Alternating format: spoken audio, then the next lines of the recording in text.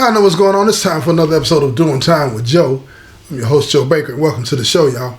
Look, bro, them put the beat down on this former brother. He's nothing to me no more. Nothing. Because this brother plotted to do me harm. He didn't want to just beat me up and get me on. He tried to take me out all the way. You know what I'm saying? Because this is why I say that. You know, anytime in the penitentiary when you have pocket knife play, you don't know what you're going to hit, what organs you might hit, what vein you might hit. There ain't nobody here, no doctor. Not that I know. So you just swinging all willy-nilly and hit somebody. What if he'd have hit me in an area where, you know what I'm saying, in my back, my kidney, and something like that, and hit something that I can't get to the hospital on time, or I bleed out on the inside, or whatever the case. What if? So that's why I say he was trying to get rid of me. I can't give him no leeway on that. As much as I may have wanted to. Why? Because when you're a part of this lifestyle and you show any weakness, everybody gonna run over you. Everybody gonna run over you. I didn't like what happened. I didn't. But I didn't want to be a victim of it either. I know how brutal this could be, y'all. Believe me, I know how brutal it can get. Ain't nobody playing in this thing. That's real talk. Nobody's playing. Everybody's playing for keeps with this, man. Real talk. Everybody's playing for keeps. So when you find yourself in a situation like that, you know, you got to go hard, and that's what I did. So check this out. The brother, he come out the cell. Actually, the brother them drag him up out the cell. And they escort him down to his cell. He limping. I'm looking at him. I wrap my wrap up. You know what I'm saying? I sat down at the table. I got about maybe 10 minutes left before the lockdown. I sat down at the table. I got me a nice Pepsi. I done had it on ice. I popped that thing. Pop it. Sit down and I take it. I'm looking at him, he looking at me, we looking at each other. I bite down on my wrap, my burrito wrap, right?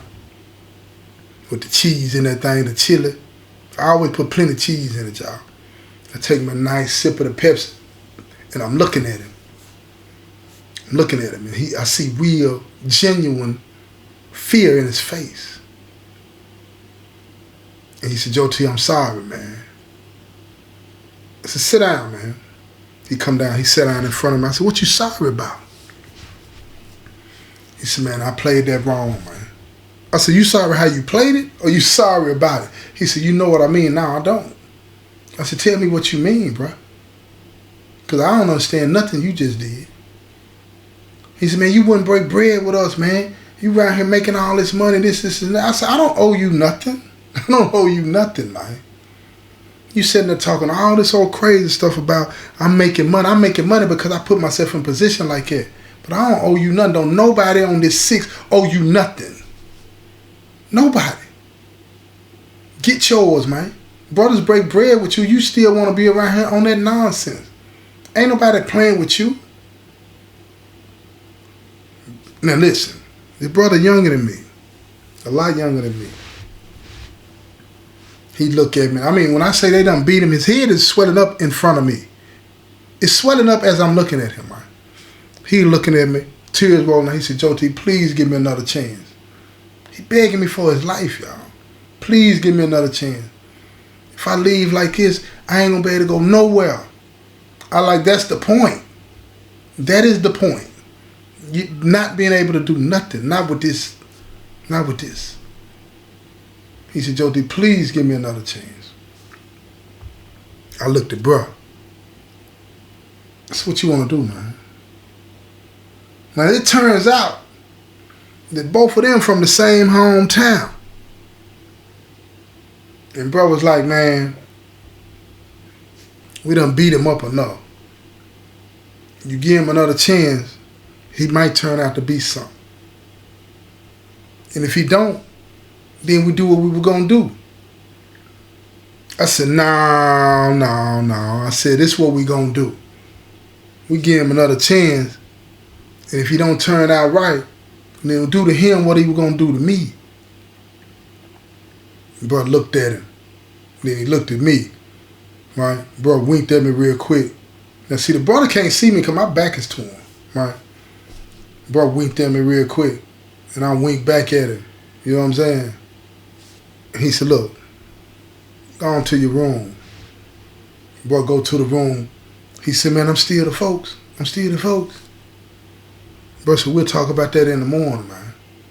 Listen to me. I ain't never seen such a miraculous recovery of anybody in my life. The man's head is swelling up as he's walking to the cell. But when they had to help him come out, they done beat him and stomped him, and I'm talking about beat him, right? But the idea that he might have a reprieve or something to that nature got him moving fast to that cell. It's like he ain't hurting no more. Like he's healed. So he gone in the cell and he unpacking his stuff, and the officer, he coming around doing the lockdown. He said, Joe T. He said, man, is everything straight? I said, everything straight, man. I said, why you keep asking me that? He said, man, I seen that boy. He needs to go to the clinic. I said, no, he don't. No, don't send him to the clinic. Don't send that man up to no clinic. He said, man, if he gets too bad, he's going to the clinic. And that's just that on that. I'm not finna sit in here and watch this boy die. And see, then that's when I got to thinking about it. I said, wait a minute. Because his head is swelling up. I'm talking about like a pumpkin head. That's why we call it that. I said, I don't want him to die. I said, man, go check on him. So the officer go back there and check on him. He laying down in the bed. He asked him, was he straight? He tell the officer, he said, no, my head hurting. He asked the officer, could he take a shower? The officer tell him, yeah, well, let me finish the count. I'm going to come back up and I'm going to let you out. You take your shower and go on right back in. So the officer doing the count, he come around, he said, Joe, I'm going to let him out and take a shower. He said his head was hurting. I said, watch him. Now see, I'm on spook. I'm on spook. Because that, hey, I ain't got time for that. This is what I'm saying. So the officer let him out. He take the shower. He come back out of the shower. Man, this fool collapsed. He collapsed on the way back to the cell. The officer hit the button. Medical emergency in Unit 9. I said, ow, loud. I'm looking out the window of the cell, though. I see him. He's laying face down. I can see he's breathing. But it's like real labor, like he... I said, oh, my goodness. It's over. So I tell bro, I said, look, they're going to probably come lock all us up. We on the hall. Bro get up. He said, man, should have ran him on up out the cell. Out the unit when you said you was, man. That way he wouldn't even be in here. I said, shit. Don't matter about that. Now it's too late for that. So they come in there. They got the nurses run up in there. They got the gurney and all this in there. They get him up out of there. They take him to the clinic. I'm knowing them folks coming back to get us. I know they coming back. That night, I'm laying, I can't sleep. I'm laying in the bed, I keep getting up. I hear a key, I get up. I hear footsteps, I get up. Anything, I hear the phone ring, I get up. He still don't come over to the door. So they did the shift change, and the other officer that came in, right? I asked him, I said, man, is bro all right? He said, they had to take him out to the hospital. I said, is he back yet? He said, no, he ain't back yet. I said, how is it? He said, they said it didn't look good. It was touch and go. I said, touch and go? What you mean touch and go? He said, Joe T, lay down. Man, I ain't getting no sleep. I'm up. I ain't getting no sleep, y'all. So I'm up. Woo. About 5 in the morning. I must have dozed off. They hit the door. Boom, boom, boom. Come to the door. I go to the door. I said, yeah, what is it? They said, your brother gonna be all right. I said, he's straight? They were like, yeah, it was bad for him last night, but he's straight. He said, they're gonna keep him out at the hospital. Then they're gonna bring him back to the compound in a couple of days. I said, bet that. I said, that's it? I said, I'm fishing now. You know what I'm saying? I'm trying to see is he finna say pack up or anything. I said, is that it? He's like, yeah, that's all. I said, okay then. I said, appreciate it. I go sit down on the bunk. I hit the bottom of the bunk. I said, get up, man. Bro, get up. I said, man, Did you hear that? He like, yeah, I heard.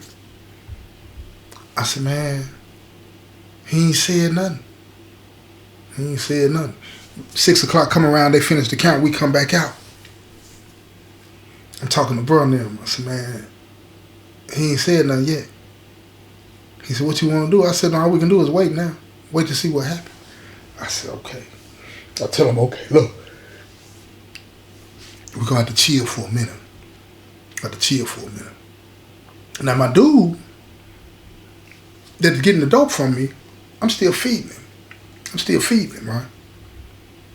Everything straight. And he like, Joe T, is this young dude going to be okay? I like, yeah. He said, man, I wish that wouldn't have happened. I said, I do too. So he said, what you going to do when he come back? Because see, the word done spread around the compound, man. Folks whooped it. And ain't nobody getting whooped like that unless I stamp it. You understand? So I know it's circulating down front.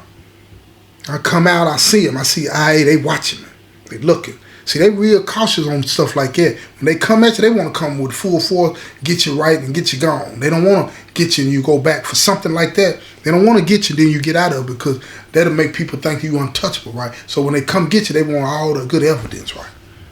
So look, they watching me everywhere I go. I'm trying to act as normal as I can, but on the inside, I'm shaking like a leaf on a tree. Not that I'm scared. You understand what I'm saying? Not that I'm scared. I'm really worried about it. Because if he's out there like that, it ain't good. A couple of more days go by, then a week go by, ain't nobody saying nothing. I'm still moving at work, I'm doing all this and that, but I ain't even focused on all that. I'm still trying to make things as normal as I can be so I can keep it moving, right? Look here. Ooh, goodness. He come back to the compound. They got him in the infirmary, though. So he sent word out there to me. He said, folks, I ain't say nothing. They said they know it's you. They know you did it. And he hit me up. He telling me all the details. So now I'm spooked because he done wrote this down, right? So when bro gets, I said, who gave this to you? He said, the rock man at the clinic. I said, man, get that dude, man. The rock man at the clinic, peon, he come to the cell. I said, look, man, did anybody see you get this note from him? He like, nah. He said, Joe T, I ain't tripping like that. He said, man, I've been locked up longer than you. I know how this thing go. I said, man, I ain't just trying to trip on you. I ain't got time to be playing, man. I just want to make sure don't nobody know he sent this kite to me.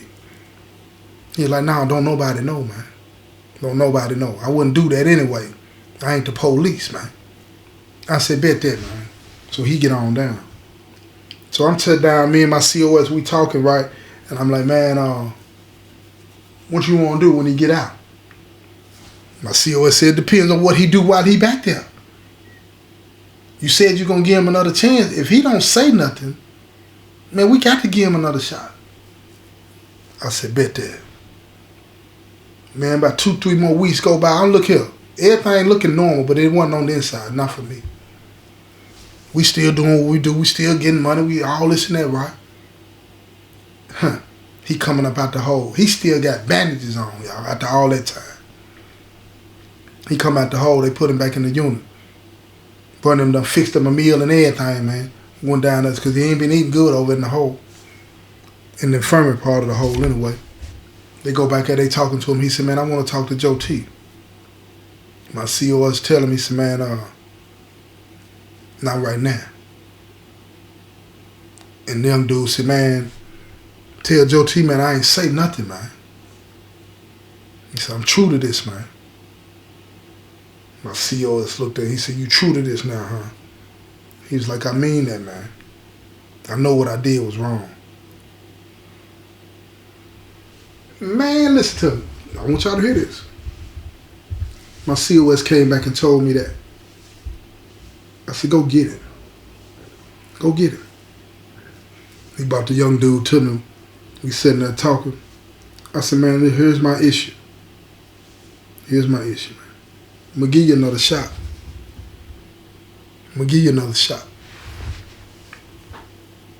It's because I see that you know how to keep your mouth shut. I said, but you got a lot of work to do, bro. You still tripping. You know what I'm saying? If you think the way you was thinking earlier, man. He said, man, I'll never do that again. I said, man, you don't raise your hand against anybody in this family unless you're told to do so. You understand me? He said, man, GD that, Joe T. I said, bet that. Now let's move on. Now what's the point of this story, y'all? What's the point in it? I tell y'all a story about somebody that tried to get rid of me. You feel me? Only to conclude the story with, I let this brother stick around. Right? Why? Because the lifestyle is so deceptive. It's about advantages and disadvantages. Right? It's about advantages and disadvantages. I win nothing by pushing him on off the compound. I win nothing. It was an advantage for us to let him stick around. Right? But when I look back on that story, I think about what was really going through my mind. I didn't like the outcome. I didn't even like at the time what we had to do to him. Right? I was hoping that he, against all hope, I was hoping that he wouldn't even go through with it. Because I pissed off a lot of people, said a lot of things to a lot of people, but they never went that far. And this young brother was so angry, so upset with me about something that, it wasn't his, it was my stuff.